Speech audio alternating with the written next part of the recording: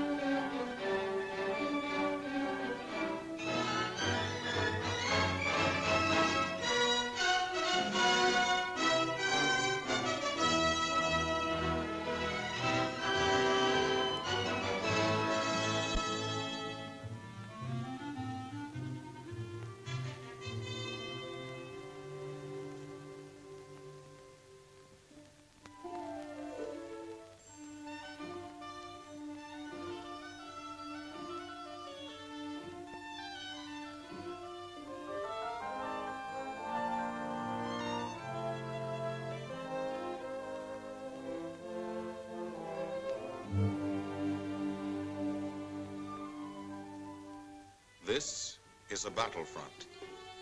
A battlefront like no other in the long history of mankind's wars. This is an air front.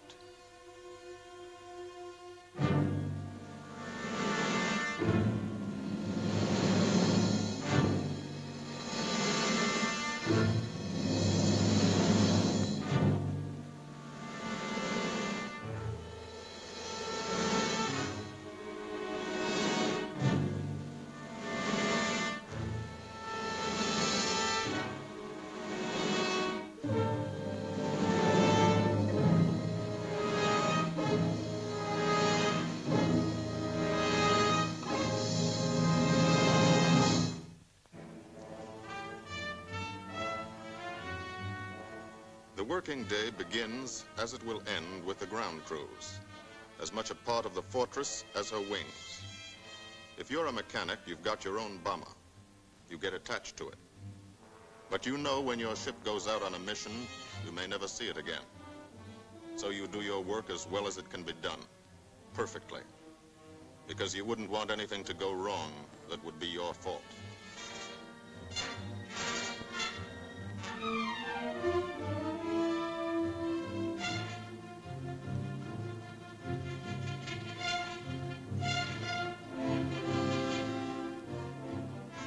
Today, the bombs will be taken from these bomb dumps somewhere in England and delivered to specific points in Wilhelmshafen, Germany.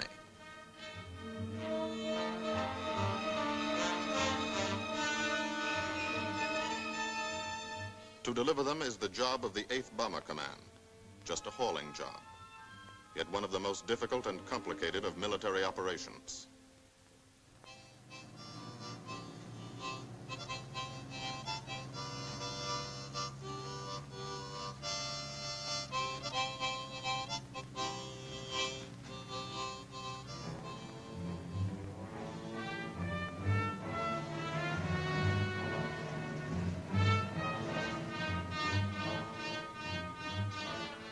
General-purpose demolition bombs. Impact velocity as high as 750 miles an hour. Pierce 5 inches of armor plate. Destroy a factory. Briefing at 0800. Pilots, bombardiers, and navigators take their places. The group commander, Colonel Stanley Ray, steps up to the target map, and for the first time, you learn where you're going. Sometimes your face turns white when you find out. Sometimes the feeling you won't come back tightens your insides. Not so long ago, you were sitting like this in a college or high school classroom, not listening too hard, perhaps even a little sleepy. But you listen here. And as you listen, you don't have time to think of yourself. Fear fades. You concentrate on the mission. Type of formation, assembly point, 0 hour, route to target, weather, enemy fighters, enemy flak. Route back home. If forced down in enemy territory, destroy equipment. If taken prisoner, give no information. Name, rank, and serial number. That's all.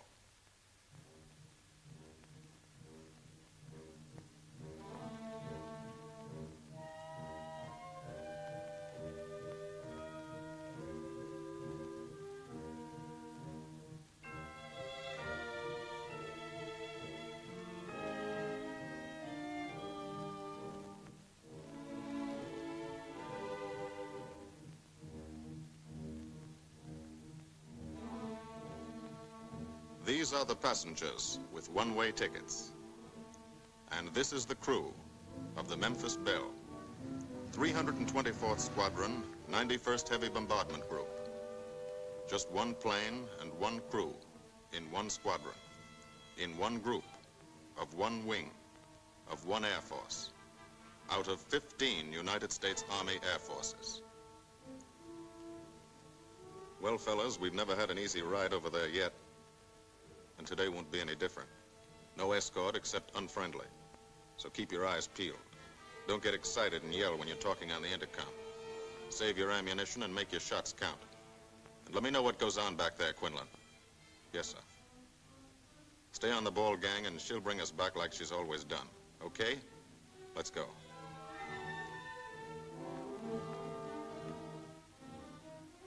They have completed 24 missions in this, the toughest theater of air war, the big league of sky fighting. Their experience is priceless. And so, if the Memphis Belle comes back this afternoon, they will be sent to bring the vital lessons they have learned to thousands of air crew men in training at home. Home is America.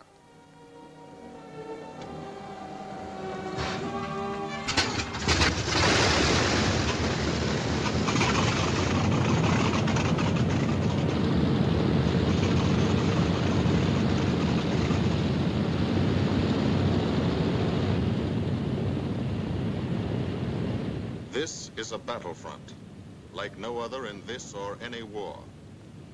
No monster armies, no booming cannon. Only the roaring engine sound of the bombers pounding through the quiet English countryside. This is an air front.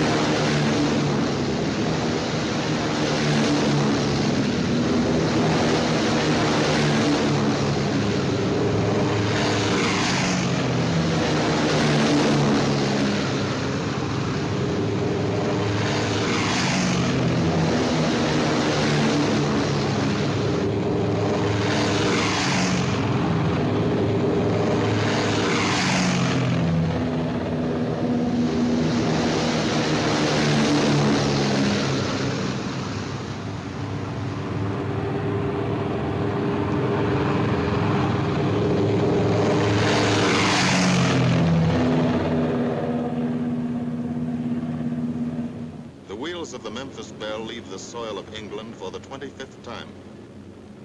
The friendly soil of England, with its ordered farms and rural hamlets, its country estates surrounded by formal gardens and well-kept parks. The England these Americans knew only from the classics they had to read in school. The England of the towns and cities, whose people have defended their island's freedom for over 1,000 years. But today, their countryside has changed.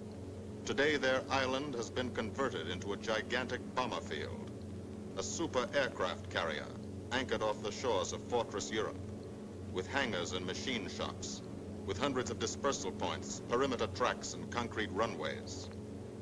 This is England in its 5th year of war. And this is the new battlefront, the air front, from which we seek out the enemy. Not his infantry or his artillery, not his panzer divisions, but the greater menace, the industrial heart of his nation, the foundation on which the Nazi Empire and its armies stand, the power behind the German lust for conquest. The steel mills and refineries, shipyards and submarine pens, factories and munitions plants. Pinpoints on the map of Europe which mean rubber, guns, ball bearings, shells, engines, planes, tanks, targets. Targets to be destroyed. And these are the destroyers, each with a belly full of bombs, and 10 men like the crew of the Memphis Belle. Pilot Captain Robert Morgan, industrial engineer from Asheville, North Carolina. He's flown this ship across the Atlantic. The other pilot, Captain Jim Verinis, business administration student at the University of Connecticut. Radio operator and gunner, Sergeant Bob Hansen, construction worker from Spokane, Washington. Navigator, Captain Chuck Layton, chemistry student at Ohio Wesleyan. Engineer and top turret gunner, Sergeant Harold Locke from Green Bay, Wisconsin. Used to be a stevedore. Besides keeping the Belle in order, he covers the sky above. Tail gunner, Sergeant John Quinlan of Yonkers, New York. Clerked for a carpet company, but he quit December 8th, 1941. Ball turret gunner, Sergeant Cecil Scott. Pressman for a rubber company in Rahway, New Jersey. Pilot to crew, 10,000, put on oxygen. They're climbing higher now, 300 feet a minute. The strain on the planes and on the men is mounting. The rest of the crew, Bombardier Captain Vincent Evans, operated a fleet of trucks in Fort Worth, Texas. Waist gunners, on the right, Sergeant Bill Winchell, chemist for a paint company in Chicago. And on the left, Sergeant Tony Nastal, used to repair washing machines in Detroit when he was a kid. Now he's 19 and has 2 Nazi fighters, confirmed.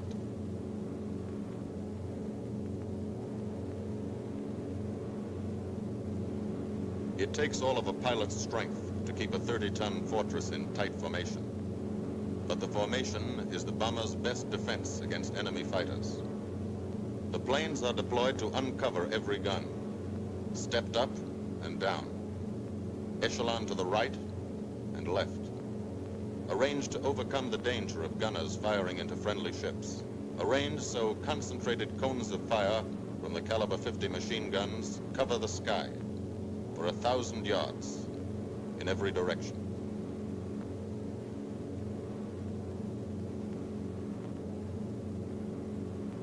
The friendly coast of England slips by below. It doesn't look like much now, but in a few hours when you come back, if you come back, this will be the most beautiful view in the world. Higher and higher, climbing to reach your best operational altitude, 25,000 feet, 5 miles straight up. So high you can't be seen from the ground with a naked eye. So high that after 1 minute without oxygen, you lose consciousness. After 20 minutes, you're dead.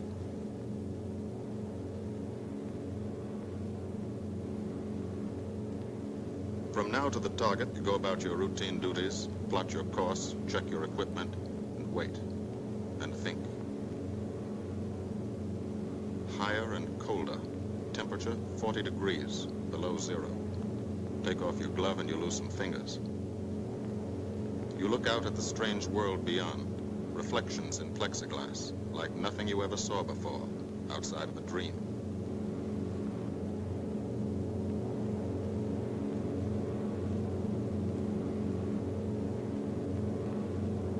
Higher and higher, into the lifeless stratosphere, until the exhaust of the engines mixing with the cold, thin air condenses and streams the heavens with vapor trails.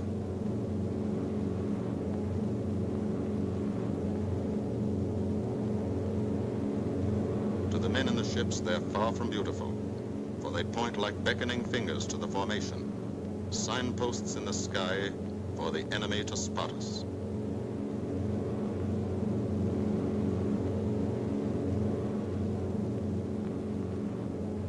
For these bombers to accomplish their mission, a plan is needed. Carefully worked out, timed to the minute. The job is to bomb Wilhelmshafen effectively and economically. The enemy is strong, skillful, determined to stop us. Here are his defenses. Airdromes, well dispersed. Each plane indicates a staffel or squadron of fighters. Heavy anti-aircraft, highly trained and accurate, all along the coast and defending his vital installations. Radar to warn him of our coming. Here is our plan to divide his defenses and weaken his opposition. At 13:30 hours, shortly after takeoff, 6 groups of planes will be heading toward the enemy coast from 6 directions. The Blue Force, 100 B-24 Liberator 4-engine bombers. The White Force, 300 B-17 Flying Fortresses. The Green Force, 300 B-17s with an escort of 6 squadrons of P-47 Thunderbolts.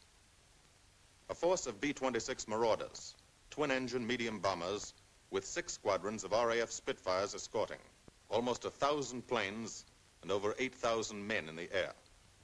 The enemy alerts all his airdromes. But which is our main force? What are our targets? Where should the Nazi controllers send their fighters?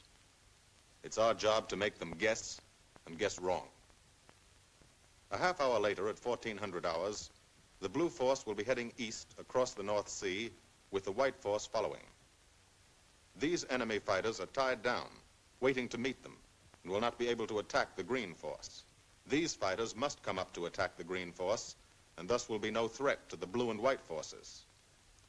The B-26s and Spitfires will bomb and strafe a key rail junction, diverting these 6 Staffeln and preventing the enemy from concentrating too many fighters on the Green Force, which is scheduled to bomb an aircraft factory at Hanover.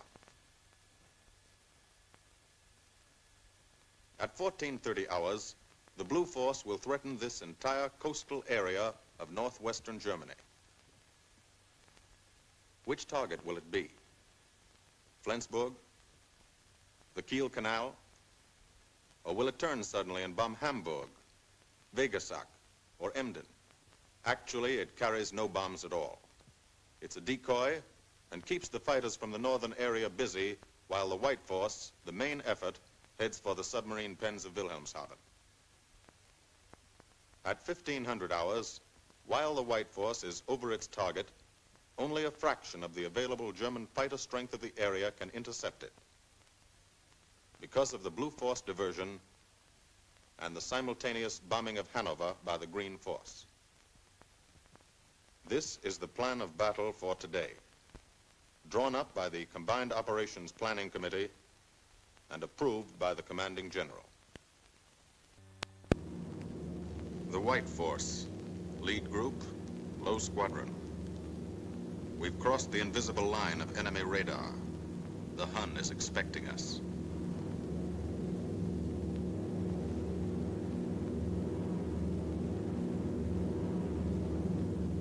Steel helmets go on. Watchful eyes strain. Tight formations are held tighter still. Tense gunners more alert because here it comes. The enemy coast. From up here, it looks the same as any other. Houses, roads, green fields, factories, waterways. But they are the houses and fields of those who invade and oppress. They are the factories and roads of the people who twice in one generation have flooded the world with suffering. Suffering in such quantity as the history of the human race has never known. Brought torment and anguish into countless American homes. Gold stars and telegrams from the War Department.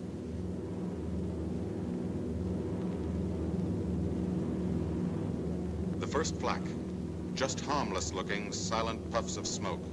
Only each puff is a shell exploding, throwing shrapnel around the sky. Exactly the range, accurate flak by radio prediction. 5 miles down, Nazi anti-aircraft batteries have calculated the altitude, speed, and course. Where will the next one hit? You try not to be there.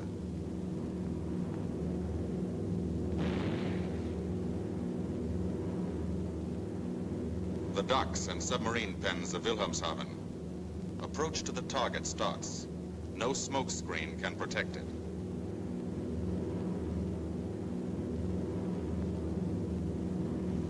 Now the enemy knows the path of your approach and walls that path with a flak barrage. But you fly right through it. Flak so thick you can get out and walk on it.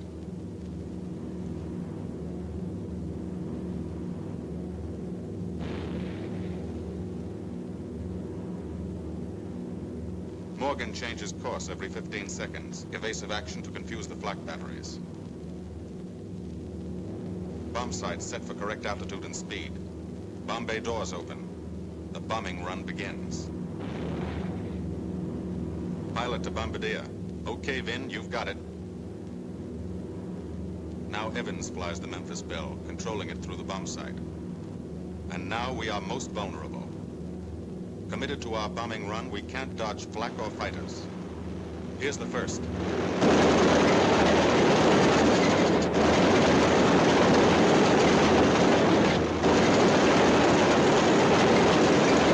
Top turret fires at him. Evans must ignore the battle. Crosshairs lined up on target. Adjustments for wind drift made. 2 more fighters diving from 9 o'clock. Flak now has the range too. They've hit this fort, but he keeps on his bombing run.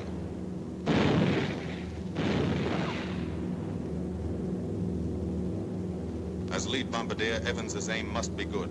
Every other ship in the group will drop its bombs when he drops his. Now one pointer on the bomb site moves toward another stationary pointer. The instant they touch, bombs will release.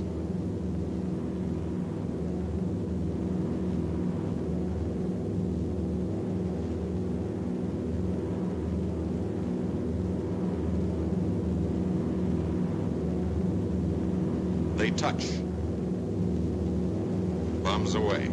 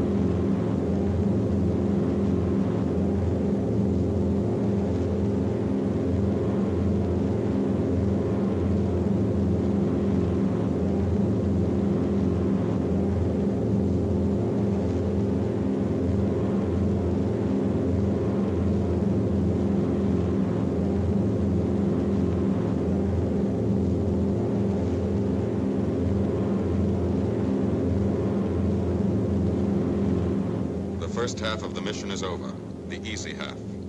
Now to get home.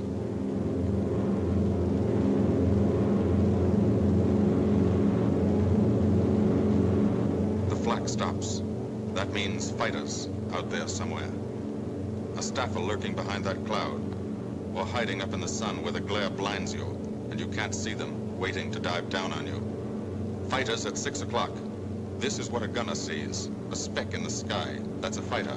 And then a blink. That means he's firing at you. 2,300 rounds a minute.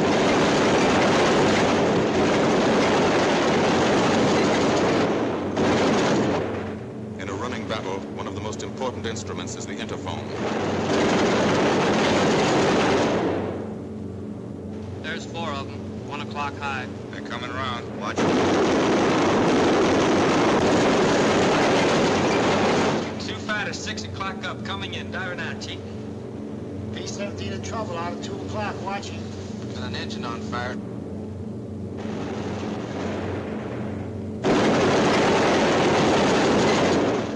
There's 2 more diving through the 94th. 3 planes, 9 o'clock, coming around. Keep your eye on them, boy. Coming around to 10. Watch them, Chuck. Keep your eyes open. Yeah. They're breaking at 11, breaking at 11. I got them. 10 o'clock. I Here come those see 'em. 2 at 2 o'clock. Watch them, Scotty. I got my sights on them. Check that B-17, Chuck. 3 o'clock.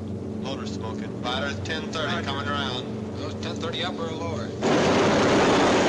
The sun. B-17 out of control at 3 o'clock.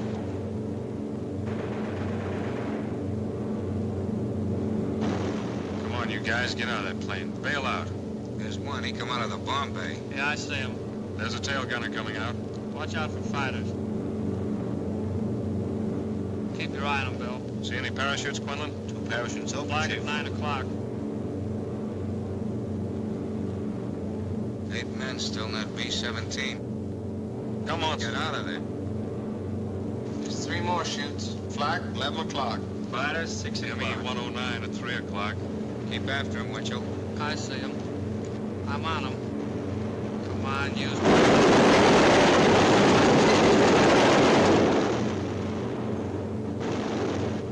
I got him. Quinlan, confirm that fighter. He got him, Chief. Look, he's bailing out. Don't yell on that intercom. Fighters, 10 o'clock. Watch those 2 at 12, then. They're coming in. They're coming in, Scotty. Get that ball turret on him. Save the ammunition as much as possible.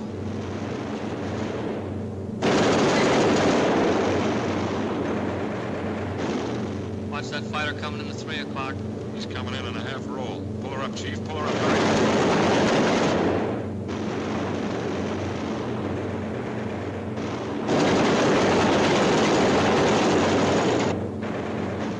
This fortress is hurt. Engine on fire, losing airspeed and altitude. Drifting into the flak, alone and helpless. A straggler. In a minute, Nazi fighters will swarm in like buzzards for the kill. You can watch, but you can't go down to help. You keep your formation.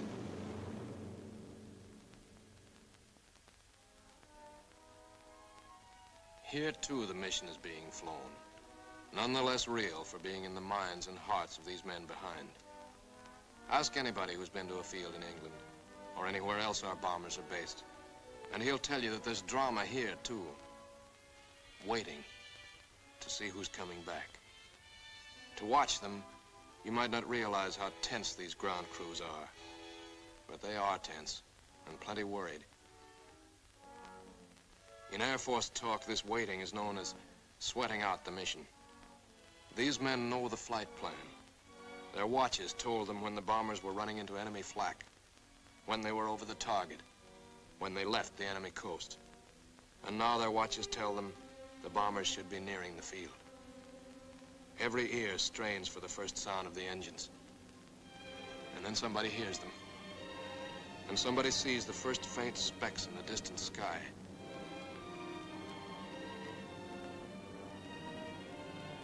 Every face turns to see and count. The watchers try to read the numbers on the ships. These planes have priority to land first. The colored flares mean wounded aboard. In the hospital window, these watching men know what that means. They know what it feels like to lie on a bouncing fortress floor for hundreds of miles through the frozen stratosphere in great pain, with the other men in your crew fighting to keep you alive until they hit the field. The field. Home. It'll be okay then, because there'll be medical care. The best, as soon as the wheels of your plane stop rolling.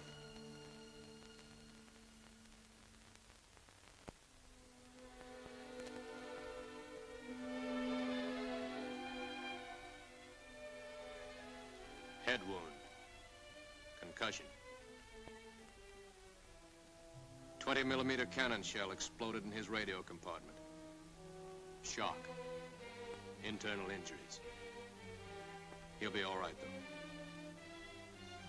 Flak burst scattered flying shrapnel. He's full of steel splinters. This pilot's leg is not a pretty sight. Neither are the docks at Wilhelmshafen. These men will all get the Purple Heart. And this man, too, posthumously.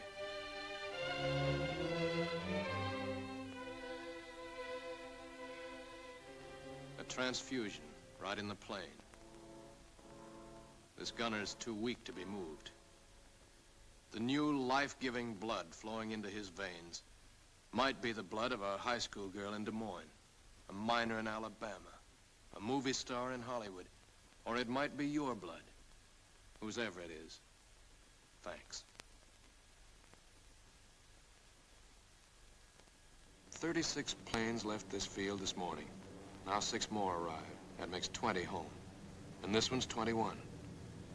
More wounded aboard.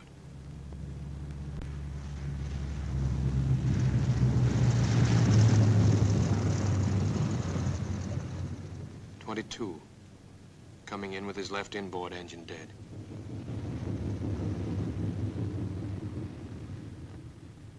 "23, with a feathered prop on his left outboard engine. "24, Southern Comfort, with a chunk of tail gone. "25, they flew home on their luck. "26, not a scratch." The control tower learns that 2 more landed at a British field to the south. 1 a crash landing, crew safe. That makes 28. 29, a rough landing, but her pilot's badly hurt. It's a wonder he brought her back at all. 29 planes back, so far. 29 out of 36. Our losses were heavy, but the enemy's were far heavier. We destroyed a German aircraft factory, a rail junction, submarine pens, docks and harbor installations. That's specific, known damage. But who can tell the number of German torpedoes that will not be fired, the number of our convoys that will get through now, the soldiers and seamen's lives that will be saved, or the battles that will be won instead of lost because of what these bombers and airmen did today.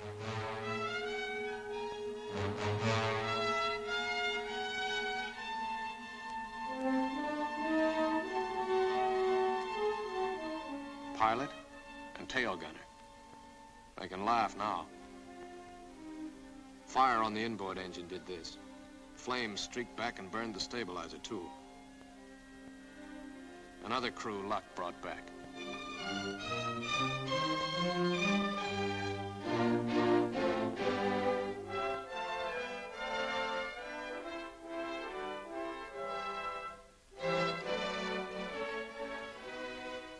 Here's old Belle.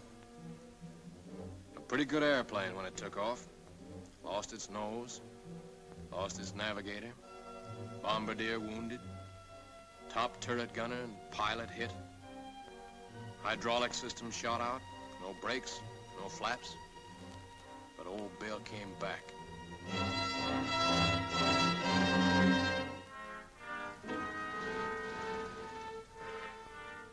Now, among the returned crew members, talk flows like a river, talking out every detail of the mission.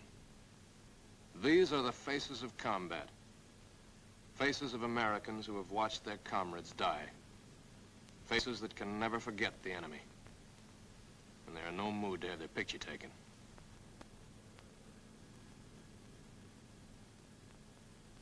In the control tower, Colonel Ray, the group CO, is still watching and waiting. And then he spots the last flight. 3 more planes. And one of them is the ship everyone has been pulling for. The Memphis Belle. The last few miles of this trip have been a joyride. The strain is over. They can leave their guns now. Now they know they're going to go home. To Spokane, Green Bay, Asheville, Detroit, Chicago, Fort Worth, and Yonkers.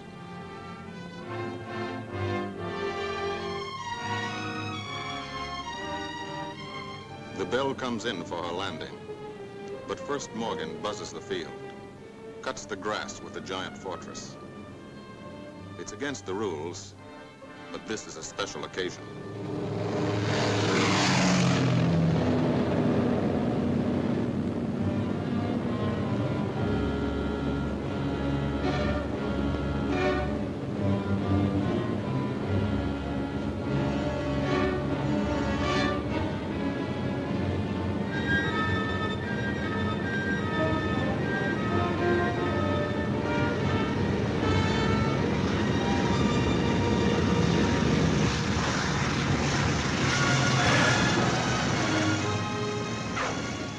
Of the Memphis Belle come back to the soil of England for the 25th time.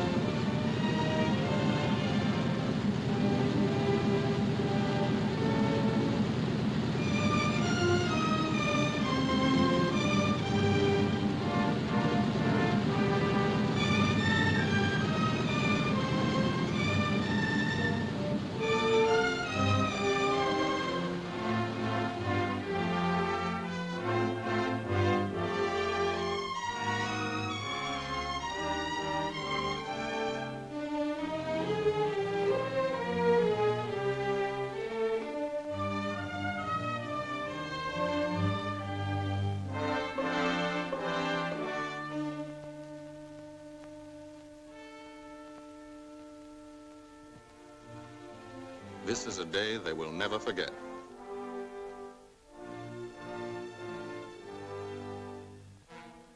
Another great day soon after, Brigadier General Hansel visited the field and presented the Distinguished Flying Cross to every member of the crew.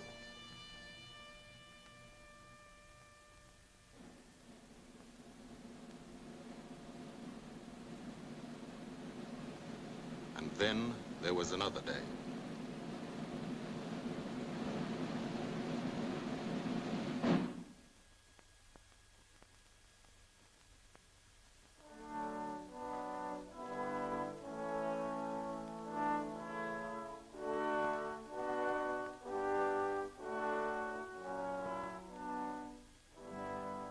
Their Majesties, the King and Queen of England.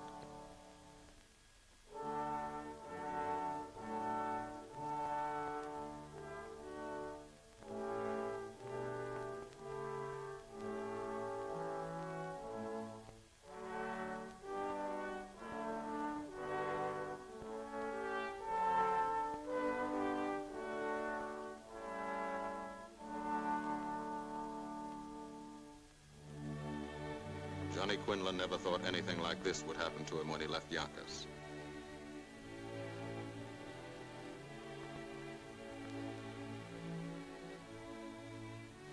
The ground crew were a little self-conscious about being dressed in fatigues, but the Queen thought they were very nice.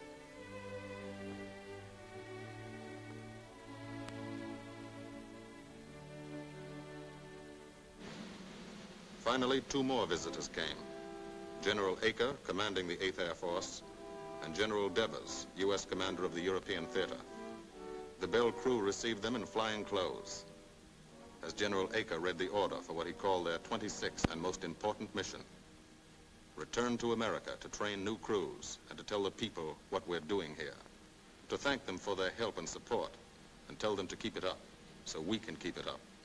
So we can bomb the enemy again and again and again until he has had enough. And then we can all come home.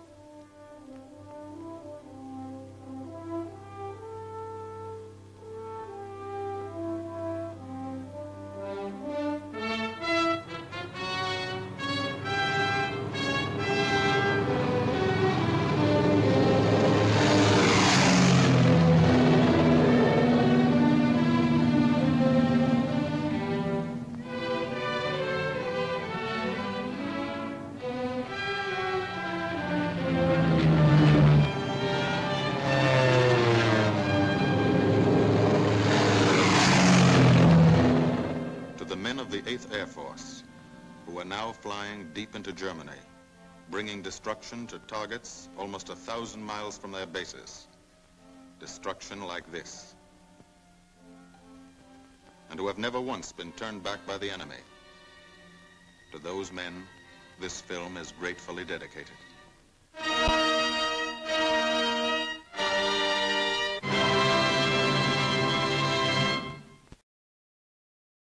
This has been a presentation of the Library of Congress. Visit us at loc.gov.